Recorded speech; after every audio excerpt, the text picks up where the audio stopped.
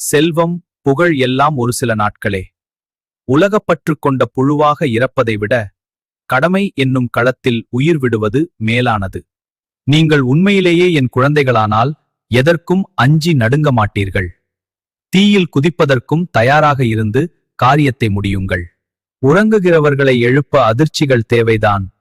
ஆனால் வெறும் அழிவு வேலைகள் நிலைக்காது. ஆக்கப்பூர்வமான பணிகளில் உன் வலிமையைச் செலுத்து. சமூக தீமைகளை மதத்தின் மீது சுமத்தாதீர்கள். மதத்தை அழிக்காமல் மக்களின் நிலையை உயர்த்துவதே உண்மையான சீர்திருத்தமாகும். நமது இந்திய தாய் உறங்கிக் கொண்டிருக்கிறாள். அவளை தட்டி எழுப்புங்கள். முன்பை விட அதிக மகிமையுடன் அவள் அரியணையில் அமர்வதை காண்பீர்கள். யாரையும் கண்டனம் செய்து பேசாதீர்கள். உதடுகளை மூடிக்கொண்டு இதயத்தை திறந்து வையுங்கள். ஒவ்வொருவரிடமும் உள்ள தெய்வீகத்தை வெளிப்படுத்துங்கள்.